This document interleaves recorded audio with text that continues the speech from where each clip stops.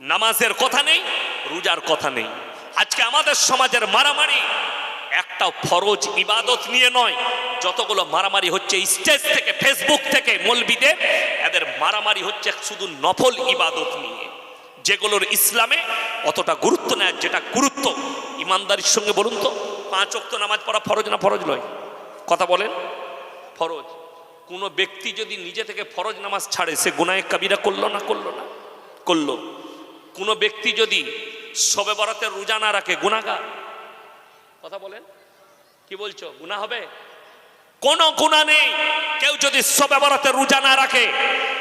কিন্তু কেউ যদি নিজে থেকে ইচ্ছাকৃতভাবে রমজানের একটা ফরজ রোজা ছেড়ে দেয়, হাদিসে আছে সারা জিন্দেগি রোজা রাখলে একটা রোজার মাসুল দিতে পারবে না। অথচ আমাদের দেশে মসজিদে শবে বরাতের রোজার এলান হয়, কিন্তু ফরজ রোজার এলান হয় না যে ভাই আজকে পহেলা রমজান, সবাই রোজা রাখবেন। ইচ্ছাকৃতভাবে কেউ যদি একটা রোজা ছেড়ে দাও, হে মা, হে বোন, হে ভাই, তাহলে কিন্তু সারা জিন্দগি রোজা রাখলে মসুল দিতে পারবে না। এই এলান হয় কোনো মসজিদে? হয় না। অথচ এরা মারামারি করে কি নিয়ে? নফল নিয়ে, নফল ইবাদত নিয়ে মারামারি। ভেবে দেখুন আমাদের দেশের লোক, এই কুলতলি থানায় এই মৌলবীরা যদি সমীক্ষা করে, 100 জনের মধ্যে 80টা বেনামাজি। ঠিক বললাম না ভুল বললাম? 80টা বেনামাজি। অথচ রসুলের হাদিস, যার নামাজ নাই তার মধ্যে ইসলাম নেই। আপনি কি করবেন ওটা আপনার ব্যক্তিগত ব্যাপার। আমি হাদিস বলে গেলাম। শুধু এটাই নয়, অনেক ব্যক্তি বেনামাজি, রোজা রাখে না, নামাজ পড়ে না, অথচ তারা মনে মনে ভাবে, চায়ের দোকানে ফুটানি করে, নামাজ না পড়তে পারি, পাড়ার ভালো লোক আমি আছি। এরকম লোক আছে না? না, গাদা। নামাজ না পড়তে পারি, আমি ভালো লোক। তাদের জন্য শুনেলেন কোরআনে আল্লাহ মারাত্মক নসিহত করেছেন। যে মেয়েরা ভাবছেন আমি নামাজ পড়ি না কিন্তু আমি ভালো মেয়ে, আমি রোজা রাখি না কিন্তু আমি ভালো, স্বভাব চরিত্রের চারিদিক দিয়ে ভালো, তারা কান খুলে শুনেলেন সেই পুরুষ, সেই নারীরা কিয়ামতের দিনে একদল জান্নাতে যাবে আর একদল জাহান্নামে। সেই জান্নাতি দলের ব্যক্তিরা তারা দাঁড় করাবে কি বলে? ফি জান্নাতি ইয়াতাসাআলুনা আনিল মুজরিমিনা মা সালাকাকুম ফি সাকার। এ ভাই দাঁড়াও দাঁড়াও দাঁড়াও, তোমরা কেন জাহান্নামে যাচ্ছ? তারা উত্তর দেবে, 1 নম্বর উত্তর তাদের হবে মারাত্মক। ক্বালু লাম নাকু মিনাল মুসাল্লিন, আমরা নামাজি মুসল্লিদের মধ্যে ছিলাম না। এটা 1 নম্বর, আমরা নামাজি মুসল্লি ছিলাম না, আল্লাহ তাই আমাদেরকে জাহান্নামে পাঠিয়েছে। কত মারাত্মক কথা। আর আপনি বলছেন আমি নামাজ পড়ি না, ভালো লোক। তাদেরকে বলা হবে তোমরা তো ভদ্রলোক বলতে, নিজেকে ভালো লোক বলতে, আজকে কেন জাহান্নামে যাচ্ছ? তারা বলবে ক্বালু লাম নাকু মিনাল মুসাল্লিন ওয়া লাম নাকু নুতিমুল মিসকিন, আর আমরা মিসকিনকে খানা খাওয়াইতাম না, তাই আল্লাহ জাহান্নামে পাঠিয়েছে। ওয়া কুন্না নাকুদু মাআল খাইদিন। এটা বড় প্যাথেটিক এবং মারাত্মক। তারা বলবে আমরা দাড়ি টুপি নামাজি মুসল্লিদের হাসি ঠাট্টা মজাক করতাম, তাই আল্লাহ জাহান্নামে পাঠিয়েছে। ওয়া কুন্না নুকাজ্জিবু বিয়াউমিদ্দিন, এবং বিচারের দিবসকে মিথ্যা বলে মনে করিতাম। হে আমার ভাই, হে আমার বন্ধুগণ, হে আমার মা বোন, তোমার এই দুনিয়ার জীবন সম্পর্কে আল্লাহ সাবধান করেছেন। ওমাল হায়াতুদ দুনিয়া ইল্লা মাতাউল গুরুর। এই দুনিয়া তোমাদের জন্য সম্পূর্ণ ধোঁকা, আপনি ধোঁকায় পড়ে আছেন। আপনাকে 3টে প্ল্যাটফর্ম আপনার কাছে এখনো বাকি আছে। নাম্বার 1, মৃত্যুর পরে কবরের প্ল্যাটফর্ম। এই কবরটা মারাত্মক জায়গা, যেখানে আপনাকে পার করাতে হবে কিয়ামতের সকাল পর্যন্ত। আল্লাহ যতদিন না দাঁড় করাচ্ছেন, তুমি মাটির তলে থাকবে, ওই আলামে বারজাক, কবরের জিন্দেগিটা থাকবে। এটা 1 নম্বর প্ল্যাটফর্ম। মৃত্যুর পরে এই প্ল্যাটফর্ম আসবে। নাম্বার 2, কিয়ামতের ময়দান, যেখানে আল্লাহ হিসেব নেবেন। আর কিয়ামতের ময়দানটা আপনার মগরাহাট হবে না, মগরাহাট ইস্তেমা ময়দান হবে না, কলকাতার কোনো ময়দান স্টেডিয়াম হবে না। আল্লাহ তাআলা কিয়ামতের ময়দান যেটাকে করবে সেটা হচ্ছে ফিলিস্তিন। ফিলিস্তিনের ময়দানটাই হবে কিয়ামতের ময়দান। গোটা পৃথিবীর মানুষকে আল্লাহ জড়ো করবেন ওই ফিলিস্তিনের ময়দানে। ওই জায়গাতেই মানুষকে জড়ো করা হবে। আল্লাহ হিসেব নেবেন, কবর থেকে তুলে একটা আগুনের ঝোঁকা আসবে, সেই আগুনের ঝোঁকাটা ঠেলে নিয়ে গিয়ে সকলকে দাঁড় করিয়ে দেবে কোথায়? ফিলিস্তিনের ময়দানে। ওই ফিলিস্তিনের ময়দানটাই হবে কিয়ামতের ময়দান, ওখানেই হিসেব হবে। আর আল্লাহ রাব্বুল আলামিনের কাছে গোটা পৃথিবীর হযরত আদম আলাইহিস সালাতু ওয়াস সালাম থেকে কিয়ামতের দিন পর্যন্ত যতগুলো ব্যক্তি আসবেন সকলের জন্য হিসেব নেওয়া আল্লাহর কাছে এত সহজ। হে আমার নারী, হে আমার পুরুষ, হে আমার ভাই, আল্লাহ তাআলা মারাত্মকভাবে দুজন ব্যক্তি আপনার কাছে, দুজন মানুষকে, দুজন মানুষ বলছি সরি, দুজন ফেরেশতা নিযুক্ত করেছেন। কে কে? কিরামান কাতিবিন। কাতিব মানে হচ্ছে যারা টাইপ করে করে লেখে, তাদেরকে কাতিব।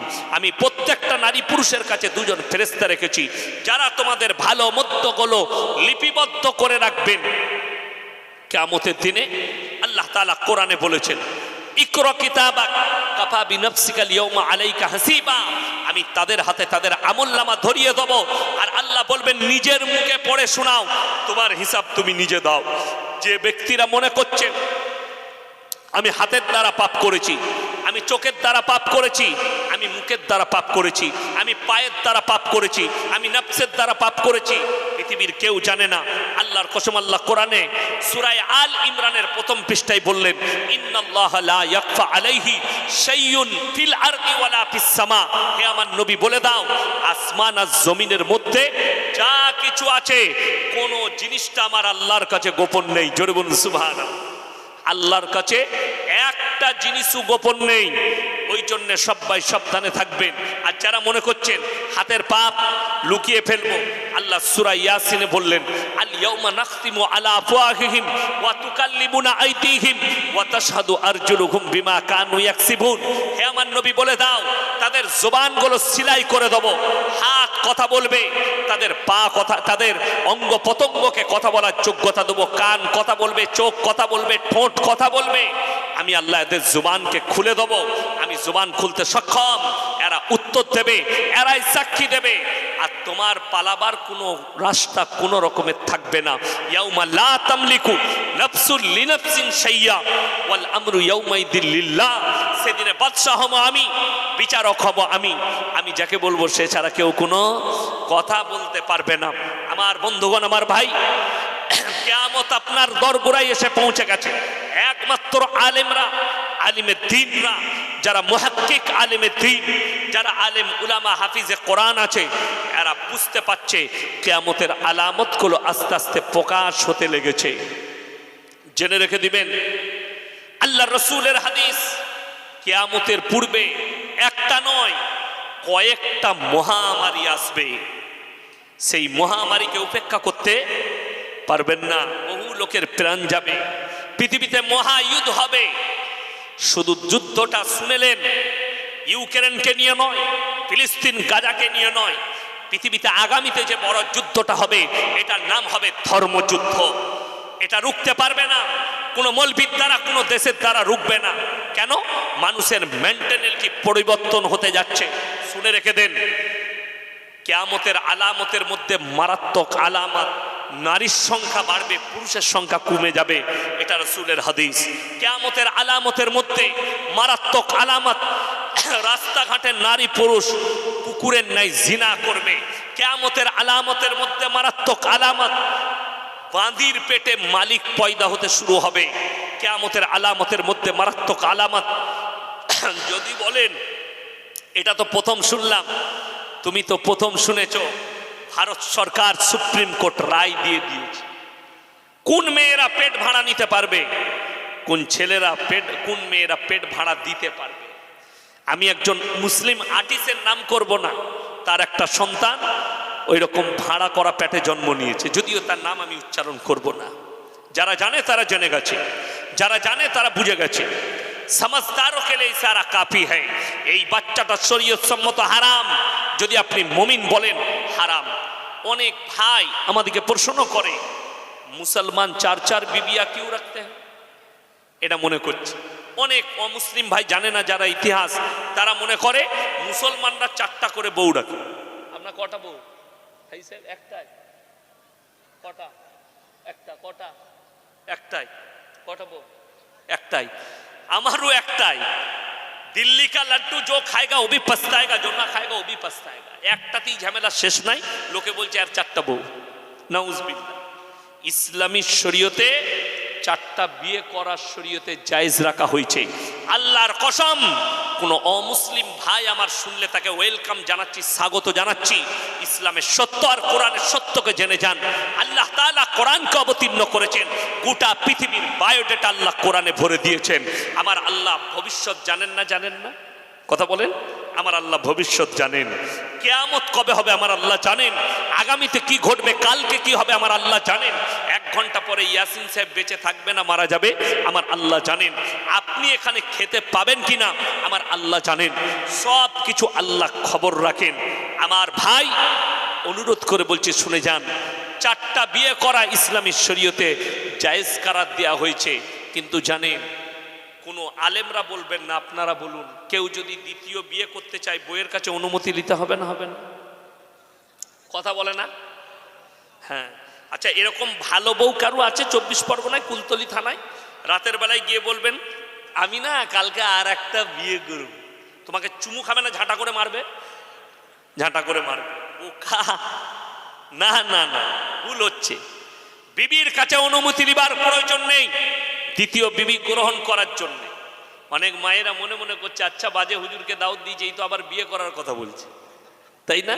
আর আমাদের অনেক যুবক মনে মনে করছে, দামি হুজুরকে দাওয়াত দিয়েছিস, কালকে আমি দীপালিকে বিয়ে করব, তুইও মার খাবি আমিও খাবো।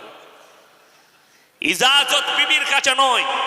আল্লাহ তাআলা যেখানে নিষেধ করলেন, যদি তোমার মনে হয় দুটো বিবিকে সমান চোখে দেখতে পারবো না, তোমার জন্য একটাই বিবি যথেষ্ট।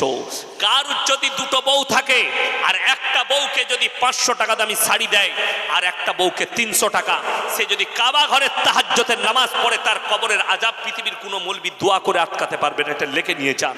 কার যদি দুটো বউ থাকে, একটা বউকে 40 টাকা কিলো চাল দেন আর একটা বউকে যদি 20 টাকা কিলো, একজনের সঙ্গে সম্পর্ক ভালো আর একজনের সঙ্গে সম্পর্ক ভালো নাই, তোমার নামাজ পড়ে লাভ হবে না। কিয়ামতের দিনে তোমাকে কেউ রুখতে পারবে না। কোনো বাপের বেটা মৌলবি তোমাকে জান্নাতে নিয়ে যেতে পারবে না।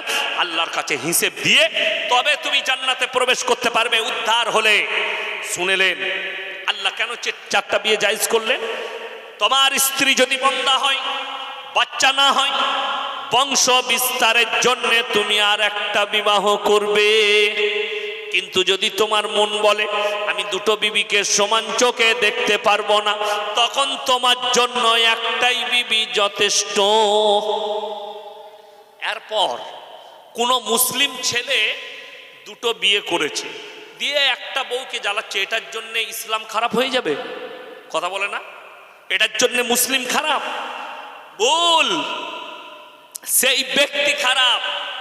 আর আমি আপনাকে ভারতবর্ষে শুধু মুসলিম নয়, মুসলিম হোক, হিন্দু হোক, দলিত হোক, আদিবাসী হোক, শিক্ষিত জ্ঞানী গুণী, কলকাতায় দেখিয়ে দেবো, ঘরে একটা বউ, হোটেলে আর একটা গার্লফ্রেন্ড রেখেছে রাস্তায়। ঠিক বললাম না ভুল বললাম? যুগটাই খারাপ। কথাটা বুঝতে পারেননি? ঘরে বউ আর একটা গার্লফ্রেন্ড, তার সঙ্গে জিনা করে, তার সঙ্গে ব্যভিচার করে। ইসলাম নিষেধ করেছে, জিনা নিষেধ। 4টা বিয়ে করা জায়েজ মানে ওটা নয়। ডাক্তারে নিষেধ করে দিল, তুমি তোমার স্ত্রীর সঙ্গে মিলামিশা করতে পারবে না। তোমার স্ত্রীর সঙ্গে তোমার সম্পর্ক রাখা, তুমি যদি মিলামিশা করো তোমার স্ত্রী মারা যেতে পারে, শরীরে ক্ষতি হতে পারে। ইসলাম বলছে তখন তুমি দ্বিতীয় বিবি গ্রহণ করবে, কিন্তু তার মানে এটা নয় যে এই বিবির সঙ্গে খারাপ ব্যবহার করবে। সন্দেহ যদি জাগে, তুমি তোমার যৌবনকে কুরবান করো, সন্দেহ যদি জেগে যায় আমি আমার দুটো বউকে সমান চোখে দেখতে পারবো না, তোমার জন্য একটাই বিবি যথেষ্ট। এটা ইসলাম, এটা শরীয়ত। শুনে রেখে দেন, আল্লামা তাকি উসমানী বর্তমানে পৃথিবীর সবথেকে বড় মুফতি। পাকিস্তানে একটা কনফারেন্স হলো, সেখানে তিনি বক্তব্য দিতে গিয়ে বললেন, दुनिया क़यामत से पहले पूरे आलम में, पूरे दुनिया में हराम औलादों से भर जाएंगे। ইহুদি নাসারারা, বেঈমান কাফেররা ঠান্ডা মাথায় আপনার ছেলেকে দিয়ে, আপনার মেয়েকে দিয়ে, আপনার সন্তানকে দিয়ে কিভাবে জিনায় লিপ্ত করছে আপনি অনুভব করতে পারবেন না। আজকে শুনেলেন, এই ভারতবর্ষের হিন্দু হোক মুসলিম হোক, কারোর জন্য এই পরবটা প্রযোজ্য নয়। এটা খ্রিস্টানদের ক্রিসমাস 25শে ডিসেম্বর। আমি কলকাতায় দেখিয়ে দেবো, খ্রিস্টানদের থেকে বেশি মুসলিম আর আমাদের দেশের হিন্দু যুবক যুবতীরা পালন করেছে। ঠিক কিনা কথা বলেন? অথচ আমি আমার হিন্দু যুবক যুবতীকে আমি কিছু বলতে পারবো না, তাদের ধর্মগুরুরা তাদেরকে বলবেন যে তাদের ধর্মে এটা পালন করা যাবে কিনা। কিন্তু মুসলিম যুবক, তোমার জন্য পালন করা 25শে ডিসেম্বর হারাম, 1 জানুয়ারি এটা ভারতের সংস্কৃতি নয়, এটা মুসলমানদের আমল নয়। যদি কেউ জানতে চান, হুজুর বলেন কোরআনে নিষেধ কোথায় আছে। কোরআনে আছে সূরা ফাতিহার একবারই শেষ আয়াত, গায়রিল মাগজুবি আলাইহিম ওয়ালাদ-দাল্লিন। এটা মানে কোরআনে পাবেন না, তাফসীরে যেতে হবে, ব্যাখ্যা বিশ্লেষণে যেতে হবে। আল্লাহ রাব্বুল আলামিন বললেন, হে আমার নবী, মাগজুব মানে ইহুদি আর দাল্লিন মানে নাসারা, এই দুটো দলই পদভ্রষ্ট, আর এদের যারা অনুসারী হবে তারাও পদভ্রষ্ট হয়ে যাবে। এইটা কোরআন।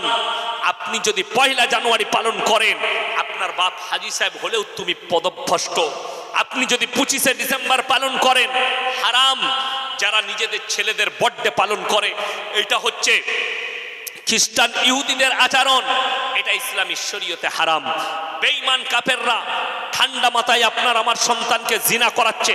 তারা নাম রেখেছে 14ই ফেব্রুয়ারি ভ্যালেন্টাইন ডে, কাজ হচ্ছে জিনা করা। তারা নাম রেখেছে রোজ ডে, কাজ হচ্ছে জিনা করা। তারা নাম রেখেছে চকলেট ডে, কাজ হচ্ছে জিনা করা। তারা নাম রেখেছে কিস ডে, কাজ হচ্ছে জিনা করা। আমি আপনাদেরকে অবাক তথ্য দিয়ে যাব, জানোয়ারের মধ্যে আর মানুষের মধ্যে পার্থক্য আছে না? না আছে। তারা অবলা প্রাণী, আমরা বলা মানুষ। শুনেলেন, আমাদের সমাজের লোক মনে করে ওটা 4 পায়া প্রাণী, আর আল্লাহ আমাদেরকে 2 পায়া দিয়েছে, আমাদেরকে কথা বলার যোগ্যতা দিয়েছে, প্রাণীকে দেয়নি। কিন্তু নট, এটা পার্থক্য নয়। আল্লাহ ইচ্ছা করলে একটা মানুষের চেহারা বানরের মতো করতে পারেন না? পারেন না? পারেন। আল্লাহ ইচ্ছা করলে একটা মানুষের চেহারা গরুর মতো করতে পারেন না? পারেন না? পারেন। তার মানে জানতে হবে এটা ফ্যাক্ট নয়, অরিজিনাল যেটা পার্থক্য। আজকে আমি ইয়াসিন জলসা করতে এসেছি, আমাকে যদি জিজ্ঞেস করেন হুজুর আপনার পরিচয় কি, আমি বলবো বাবা আমার পরিচয় আমি মোল্লা শওকত আলী মাজাহিরি ছেলে, এটা আমার পরিচয়। আচ্ছা, আমি বাপের নাম বলবো না মায়ের? বাবা বাপের। আমি যদি হাজী সাহেবকে জিজ্ঞেস করি আপনি কে, ইনি কি বলবেন? বাপের নাম বলবেন না মায়ের? বাবা মারা গেছে তাও বলবে আমি মৃত অমুকের ছেলে, ঠিক কিনা কথা বলেন? সবাই বাপের নাম বলবে। আপনাদের এখানে ছাগল আছে না? নাই আছে। ছাগলের ছানা হলে পাঁটার ছানা বলেন না? ছাগলের ছাগলের। গায়ের বাচ্চা হলে গায়ের বলেন না? ষাঁড়ের গায়ের বাচ্চা। ইনসান আর জানোয়ারের আল্লাহ যেটা ফারাক দিয়েছেন, আল্লাহ তাআলা মানুষের যেটা পরিচয় দিয়েছে সেটা বাপের দ্বারা, আর জানোয়ারের পরিচয় দিয়েছে মায়ের দ্বারা। কথাটা বুঝাতে পারলাম? এখনো শেষ হয়নি। ইমাম আবু হানিফা রাহিমাহুল্লাহর কাছে একদল মহিলা এসে বললেন, হে যুগের ইমাম, ইসলামী শরীয়তে একটা পুরুষ 4টা বিয়ে করতে পারে, একটা মেয়ে কেন 4টা পুরুষ রাখতে পারে না? তিনি বললেন কালকে উত্তর দেবো, যাও। তিনি বললেন কাল উত্তর দেবো, বাড়ি যাও। সমস্ত মহিলারা চলে গেলেন পর্দার আড়াল থেকে। বিসমিল্লাহ।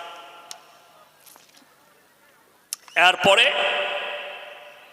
তিনি বাড়িতে এসেছেন, পেরেশানির হালতে আছেন, পেরেশানির হালতে খানা খেতে বসেছেন, চিন্তিত আমি কালকে কি উত্তর দেবো। ওনার মেয়ে জিজ্ঞেস করলেন, আব্বা আপনি এত চিন্তিত কেন? খানা খাচ্ছেন কিন্তু আপনার ব্রেন অন্য জায়গায়। বললে, মা মহিলারা আমাকে যে প্রশ্ন করেছে আমি উত্তর দিতে পারিনি। ইমাম আবু হানিফা রাহিমাহুল্লাহর মেয়ে বললেন, কালকে আমার কাছে পারবে? হ্যাঁ আমি পারবো। সকালে মহিলারা এসছেন, ইমাম আবু হানিফা রাহিমাহুল্লাহ বললেন, তোমরা আমার মেয়ের কাছে চলে যাও, তোমাদের উত্তর দিয়ে দেবে। তিনার মেয়ের কাছে সব মহিলারা এসে হাজির। তুমি কি আমাদের উত্তর দেবে? হ্যাঁ, তোমরা বসে যাও। রেওয়ায়েতে আছে সকলের হাতে একটা করে বাটি ধরিয়ে দিলেন, কটোরা। বলে এটাই কি করব? বললে তোমরা পর্দার আড়ালে যাও একে একে, আর নিজের স্তন থেকে দুধ বের করে নিয়ে এসো। সবাই একটু করে দুধ বের করে নিয়ে এসছে, একটা পাত্রের মধ্যে ঢেলে দিলেন, সব মিক্স হয়ে গেল। এরপরে ইমাম আবু হানিফা রাহিমাহুল্লাহর মেয়ে বললেন, এই দুধগুলো তোমাদের যাদের নিজের নিজের দুধ আছে সবাই বার করে লাও। সেই যুগটা টেকনোলজির যুগ ছিল না, সায়েন্সের যুগ ছিল না। বলে এই দুধগুলো বের করে লাও। তারা বললে, এ পাগল মেয়ে, এই দুধ দুধগুলো কি করে বার করতে পারি, এগুলো মিক্স হয়ে গেছে। বলে পাগল আমি নয়, পাগল তোমরা। একটা ছাগল মাঠে গেলে 5টা পাঁঠা তার সাথে মিলামিশা করতে পারে। কার বীর্য থেকে বাচ্চা হয়েছে এটা উপরওয়ালা ছাড়া কেউ জানে না, আল্লাহ ছাড়া কেউ জানে না। একটা গাই মাঠে গেলে 5টা ষাঁড় মিলামিশা করতে পারে। কার বীর্য থেকে বাচ্চা হয়েছে এটা আল্লাহ ছাড়া কেউ জানে না। অর্থাৎ জানোয়ারের পরিচয় মায়ের দ্বারা, আর বাপের পরিচয়, ইনসানের পরিচয় আল্লাহ দিয়েছে বাপের দ্বারা। বর্তমানে যাদের কাছে গুগল আছে, সার্চ করুন, আমেরিকা, লন্ডন, জাপান, জার্মান, উত্তর কোরিয়া, দক্ষিণ কোরিয়া, স্পেন, যতগুলো বেঈমান কাফের দেশ আছে তারা তাদের পার্লামেন্টে পাস করিয়ে ফেলেছে। এরপর থেকে কোনো বাচ্চা যদি মনে করে, কোনো ছেলে যদি মনে করে মায়ের পরিচয়ও বাঁচতে পারে, সেটার নাম হচ্ছে রিলেশনশিপ। আমি রিলেশনে আছি। এই পাপটা এসছে কাদের কাছ থেকে? হলিউড আর বলিউডের কাছ থেকে ছড়িয়েছে। কেন? এদের কাছে নোংরামি ছাড়া আর কিছু না। আপনি বুঝতেই পারবেন না। আজকে দেখতে পেলেন বলিউডে একজনের সঙ্গে একজনের বিয়ে হয়েছে, কালকে দেখতে পাবেন ও আবার অন্যজনের বউ। ওদের বিয়ে লাগে না, খালি মুখে বলা, মুখে বলা। এই 24 পরগনার বাংলার একজন আর্টিস্ট ছিল, মুসলিমদের সাংসদ হয়েছিল। সে বিয়ে করেছে একজনের সঙ্গে, আর তার ছেলে হচ্ছে অন্যজনের। বলছে সন্তানটা অমুকের। এই হচ্ছে এদের চরিত্র। আর এদিকে মানুষ ফলো করছে, করছে না করেনি। আজকে দেখে নেন, কোনো ছেলে যদি দাড়ি রাখে, 5 ওয়াক্ত নামাজ পড়ে, আর সে যদি মেয়ে দেখতে যায় বিয়ের জন্যে, মেয়েরা কি বলছে? ও খ্যাপা, ওকে বিয়ে করবো না, দাড়ি রেখেছে। কিরকম ছেলে চায়? শুয়োরের মতো চুল কাটতে হবে, গুটকা খেতে হবে, গাঁজা খাবে, বলছে ওই ছেলেটা স্মার্ট। এটা হচ্ছে কিয়ামতের আলামত। বড় কষ্টের বিষয়। আপনি মেয়ের বাপ, আপনি বিয়েতে ছেলে দেখতে গিয়ে শর্ত রাখতে পারেন না যে আমার জামাই হবে তাকে 5 ওয়াক্তের নামাজি হতে হবে। আপনি শর্ত রাখতে পারেননি। আপনি বৌমা দেখতে গেছেন, আপনি শর্ত রাখতে পারেননি আপনার মেয়ে যেদিনে আমার বাড়িতে বউ হয়ে যাবে, এখান থেকে বোরকা পরে পর্দা করে যাবে, জীবনে আর ওই বোরকা খোলা যাবে না। আমাদের দেশে তো সিস্টেম আলাদা। এখন বেটা বিয়ে করে নিয়ে এসছে, ওই বউটাকে দেশের লোককে দেখাতে হবে, দিয়ে স্টেজ করে বস করিয়ে দিচ্ছে, বলে এটা আমার বউ, সরকারি বউ, সবাই দেয়। আর বন্ধু বান্ধবরা ঢুকবে, আর ঢুকে বলবে দেখ মালটা কেমন পেয়েছে, তোর বউকে মাল বলবে, কত ভালো লাগবে। বড় কষ্টের বিষয়। এইগুলো সব বেঈমান কাফেরদের আখলাক। আলেমকে জিজ্ঞেস করুন, এমন একটা যুগ গেছে, রাসূল সাল্লাল্লাহু আলাইহি সাল্লামের যুগে মসজিদের ভেতরে নিকাহ হয়েছে, মসজিদের ভেতরে বিবাহ হয়েছে। আমি 17টা বছর বিয়ে খাওয়া ছেড়ে দিয়েছি, বিয়ে বাড়িতে যাই না। তার কারণ একটাই, সেখানে নারী পুরুষ একসাথে। আর আমার মা বোনেরা এমন পোশাক পরে পৌঁছায়, শয়তানুতা দিকে দেখে লজ্জা পায়, এত পোশাক খারাপ। আপনারা বলুন তো, ইসলামে পর্দা করা ফরজ না ফরজ নয়? ফরজ। আপনি পর্দা রাখতে পেরেছেন? বড় কষ্টের বিষয়। আজ সমাজ বলে না, এই হুজুররা কিছুই জানে না, এটা মডেলিং এর যুগ। ছোট পোশাক পরবে নারীরা, এটা মডেলিং। ছোট পোশাক পরাটা যদি মডেলিং হয়, জানবেন কুলতলি থানায় সব থেকে বড় মডেলিং হচ্ছে কুত্তাগুলো, যারা কোনো পোশাকই পরে না। এদের থেকে বড় মডেলিং কেউ নেই। একটা চকলেটের দাম 1 টাকা, ঠিক কিনা কথা বলেন? একটা চকলেটের দাম 1 টাকা। সেটা যদি আপনার এই বাজারে কেউ প্লেটে করে ছিলে বিক্রি করে, সেই চকলেট কেউ কিনবে প্যাকেট থেকে বার করে? কেন? ধুলো পড়েছে, মাছি বসেছে, আর ইজ্জত নষ্ট হয়েছে। হাইরে মুসলমান, 1 টাকার একটা চকলেট প্যাকেট থেকে খুলে যদি টেবিলে নামিয়ে বিক্রি করে, তার ইজ্জত নষ্ট হয়েছে। যার কারণ তার উপরে ধুলো বসেছে, মাছি বসেছে। এই 1 টাকা চকলেটের এত মূল্য তোমার কাছে প্যাকেটের মধ্যে থাকতে হবে, বড় কষ্ট লাগে। অথচ তোমার বিবির ইজ্জত তোমার কাছে নেই। জেনে রেখে দাও, 1 টাকার চকলেট খুলে দিলে যদি ইজ্জত চলে যায়, তোমার মায়ের কতটা ইজ্জত, তোমার বিটির কতটা ইজ্জত, তোমার বোনের কতটা ইজ্জত। তারা যদি নিজের প্যাট পিট খুলে রাস্তায় চলে, সেখানে মাছি বসবেন। তুমি ভেবে দেখো, কোনো পরপুরুষের নজর পড়বে না। অথচ কোরআনে আছে ওয়াদরিব খুমুরিহিন্না আলা জুনুবিহিন, হে নারী তুমি পর্দা নির্ধারিত করো, তোমরা কোনোদিন ধর্ষিতা হবে না, তোমরা কোনোদিন লাঞ্ছিত হবে না।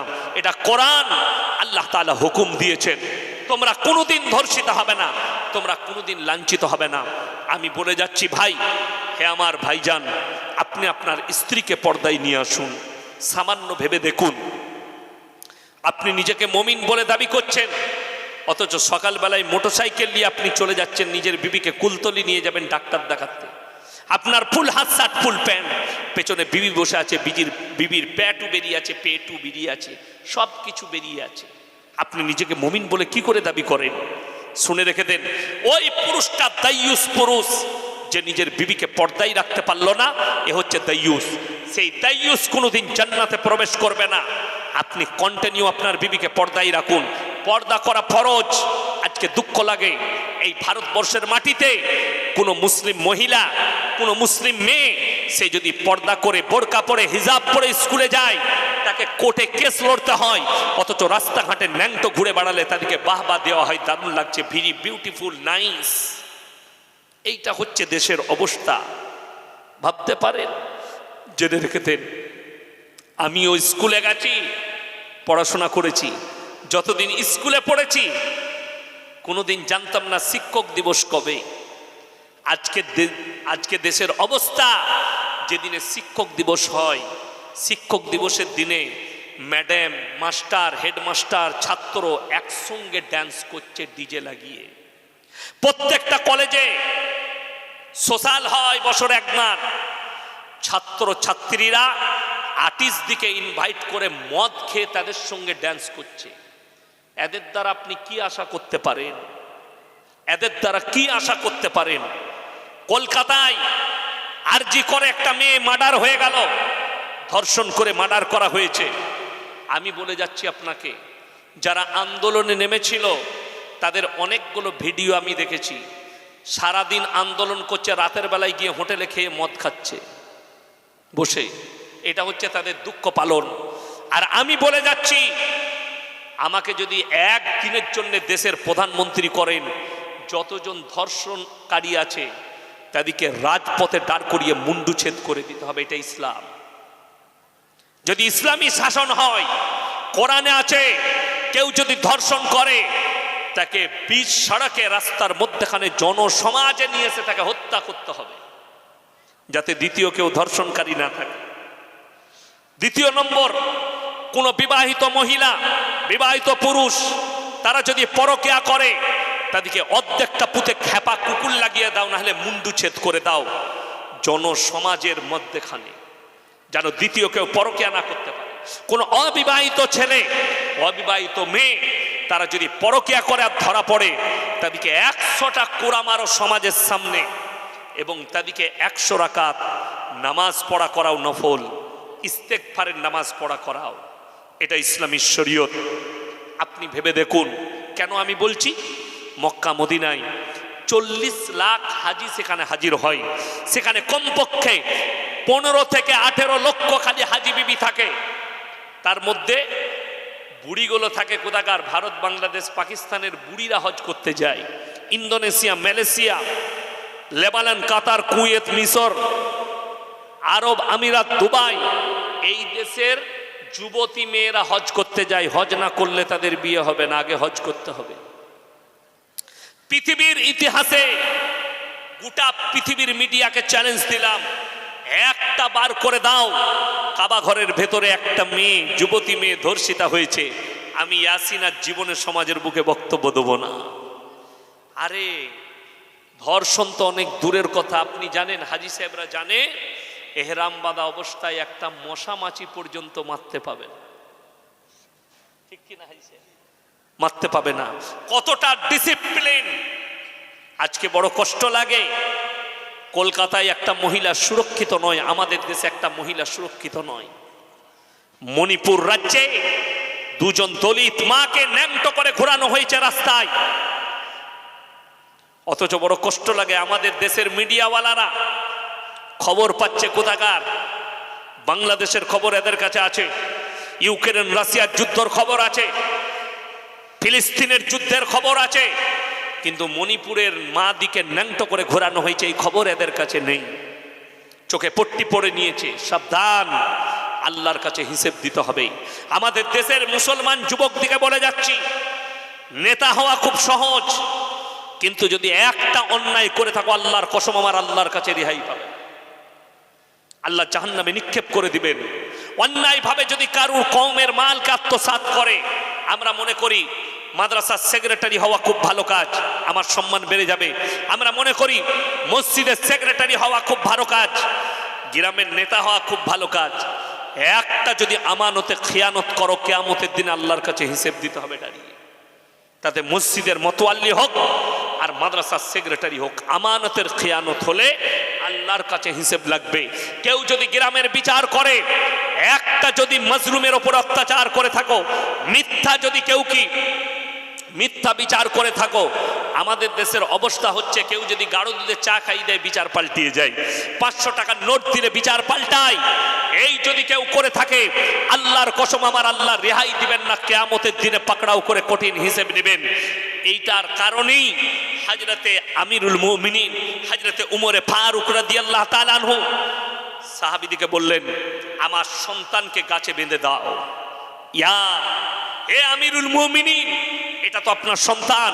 হযরতে উমর বললেন, এটা আমার সন্তান বলেই বলছি, আজকে যদি একে ছেড়ে দাও এর থেকেও বড় অন্যায় করার সুযোগ পাবে, তাই গাছে বাঁধো আর একে কুড়া মারো।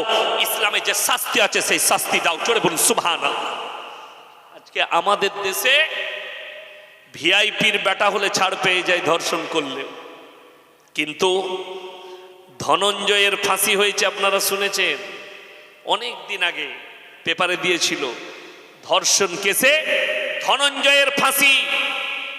ওই ধনঞ্জয় তো ধরা পড়েছে বলে ধনঞ্জয় 100টা সঞ্জয় ঘুরে বেড়াচ্ছে, প্রত্যেক দিন হাজারো হাজারো ধর্ষণ করে। কত নিপীড়িত মহিলা তারা বলতে পারে না, তাদের ইজ্জত হানির কারণে মানুষের সামনে প্রকাশ করতে পারে না। লোভ দেখিয়ে, প্রলোভন দেখিয়ে তুমি যাদের ইজ্জত লুটছো, আল্লাহর কাছে হিসেব দিতে হবে।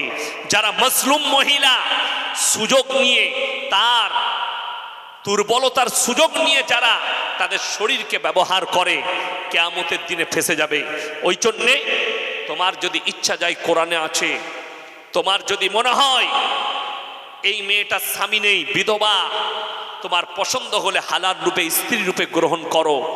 জিনা করার রাস্তা ইসলামে নেই, কোরআনে আছে ওয়ালা তাকরাবুজ জিনা ইন্নাহু কানা ফাহিশা ওয়া সা সাবিলা। ব্যভিচার করা তো দূরের কথা, যে রাস্তায় ব্যভিচার হয় সে রাস্তার ধারে পাশে যাতায়াত করো না। আল্লাহ তাআলা কোরআনে অর্ডার দিলেন, ইম্মা ইয়াবলুগান্না ইনদাকাল কিবার আহাদুহুমা আও কিলাহুমা ফালা তাকুল্লাহুমা উফফি ওয়ালা তানহারহুমা ওয়া কুল্লাহুমা কাওলান কারীমা। হে আমার নবী, বলে দাও তোমরা তোমাদের মা বাবার ওইভাবে খিদমত করো যেমন তোমাদের শিশুতে লালিত পালিত করেছে। আজকে কষ্ট লাগে, এই ভারতের মাটিতে আল্লাহর কৃপায় মুসলমানদের একটাও বৃদ্ধ বৃদ্ধাশ্রম নেই। কলকাতায় চলুন, যতগুলো বৃদ্ধ বৃদ্ধাশ্রম আছে সবগুলো কাদের? অমুসলিম ভাইদের। প্লাস সেখানে যাদের মা বাবারা আছে কাদের? একটাও দলিত ঘরের নয়, চাষিবাসী গরিবের নয়। ডাক্তারের মা পাবেন, প্রফেসরের মা পাবেন, ইঞ্জিনিয়ারের মা পাবেন, আইপিএস এর মা পাবেন, উকিলের মা পাবেন, রেজিস্ট্রারের মা পাবেন। তারা উচ্চ শিক্ষিত, মা বাবাকে রেখে এসছে কোথায়?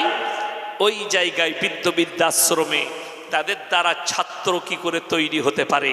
আর আমার আল্লাহ কোরআনে 1444 বছর আগে নবীজির কাছে বার্তা দিলেন, তোমাদের মা বাপ যদি বৃদ্ধকালে বৃদ্ধাক্যে যায়, তোমরা তাদের এমন করে খিদমত করো যেমন তোমাদের শিশুদের লালিত পালিত করা হয়। সরকারের উচিত যে সমস্ত চাকরিজীবীরা, শিক্ষিতরা নিজেদের মা বাবাকে বৃদ্ধ বৃদ্ধাশ্রমে রেখেছে, এদিকে চাকরি থেকে সাসপেন্ড করা, এদিকে জেলের কুঠরিতে ভরে দেওয়া। যে মা বাপ তোমাকে লালিত পালিত করে তোমাকে চাকরির মুখ দেখিয়েছে, টাকার মুখ দেখিয়েছে, দুনিয়ার মুখ দেখিয়েছে, তার স্থান করেছে ওই জায়গায়। বড় কষ্ট লাগে, তুমি রেডি থাকো, তোমার সন্তানও তোমাকে ওই জায়গাতেই দিয়ে আসবে। একজন মা, মনে হয় আমাদের রাজ্যেই হবে, জেল থেকে আপনার বৃদ্ধাশ্রম থেকে চিঠি লিখেছে নিজের সন্তানকে, বাবা তোর ছেলেকে শিক্ষা দিস আর না দিস, আদর্শ কমপক্ষে দিবি। কেন? আমি আমার ছেলেকে শিক্ষিত করেছিলাম, আদর্শ না দেওয়ার কারণে আজকে আমি বৃদ্ধাশ্রমে আছি। তোর ছেলেকে শিক্ষার সাথে সাথে আদর্শ দিবি, যাতে করে তোকে বৃদ্ধাশ্রমে না যেতে হয়। এটা ছিল একটা মায়ের চিঠি। আমার বাবাজিরা, আমার ভাইয়েরা, সবাই হাত তুলে বলুন আজ থেকে নামাজি হব। জোরে বলুন ইনশাআল্লাহ। সবাই নামাজি হবেন, দিনদার হবেন। আপনারা অনেক টাকা দিয়েছেন মাদ্রাসার জন্য। আমি অনেক দূরের মানুষ, আমি প্রত্যেক দিন মাদ্রাসার ক্লাস করি। কালকে আমার মগরাহাটের পাশে জলসা আছে, আমি এখন বাড়ি যাব। কালকে বেলা 3টেই বার হব বাড়ি থেকে। কালকেও এরকমই 9:30টার দিকে টাইম আছে আমার মগরাহাটে, আমি এসে পৌঁছাবো। আমাকে বলেছিল এসার পরেই চাপাবো, যার কারণে আমি বাড়ি থেকে 11:30টায় বেরিয়ে গেছি। রাত্রে ঢুকেছি আমি ফজরের সময়, ঘুমাতে পাইনি, ঘুমের অভাব। আমি গাড়িতে চাপলেই ঘুমিয়ে যাব। আপনারা আমার জন্য দোয়া রাখবেন, আমি আপনাদের জন্য দোয়া রাখি। এই কমিটি যারা মাদ্রাসার উদ্যোগ নিয়েছে, আল্লাহ তাআলা এই মাদ্রাসাকে কামিয়াবি দান করুক, বলুন আমিন। এই মাদ্রাসাকে দিন তুগুনি রাত চুগুনি আল্লাহ তারাক্কি দান করুক। আমি খালি লাস্টে বলবো, কোরআনে পারা কটা আছে বাবা? 30টা পারা আছে কোরআনে। আপনাদেরকে অনুরোধ করে বলছি, কোরআনে 30টা পারা আছে। কোরআনে আল্লাহ তাআলা বলেছেন 3টে ব্যক্তি যদি তোমাদের কাছে হাত পাতে কোনোদিন ফিরিও না। নাম্বার 1, ওয়া আতিদাল কুরবা, তোমার কাছের গরিব যদি হাত পাতে তার হাতকে জীবনে ফিরিও না। নাম্বার 2, ওয়াল ইয়াতামা ওয়াল মাসাকিন, এতিম আর মিসকিন যদি হাত পাতে হাতকে ফিরিও না। ওয়াবনাস সাবিলি ওয়ালা তুবাদ্দির তাবদীর, আর মুসাফির যদি হাত পাতে তাদের হাতকে জীবনে ফিরিও না। আজকের এই জলসায় আমি সব থেকে বড় মুসাফির। আমার ভাই কোরআন শরীফ 30টা পারা। আমি বলবো 30 জন ভাই 500 করে লগত কোরআন শরীফের জন্য টাকা আমার হাতে কে দিবেন? মাত্র 500 করে টাকা বলেছি লগত কোরআন শরীফের জন্য। 30টা কোরআন শরীফ জাকিরা, গচ্ছিত সম্পদ। কিয়ামতের দিনে মানুষ কাঁদবে, আমি যদি আরো কিছু বেশি টাকা দিতাম আমার জন্য মঙ্গল হতো। আল্লাহ নবী সাল্লাল্লাহু আলাইহি সাল্লাম বললেন জাকিরা। সাইফুল মোল্লা দাদা দাদির নামে 2000 টাকা দিয়েছেন। আল্লাহ তাআলা দানকে কবুল করুক, আল্লাহ জানে মালে ইজ্জতে বরকত দেখ।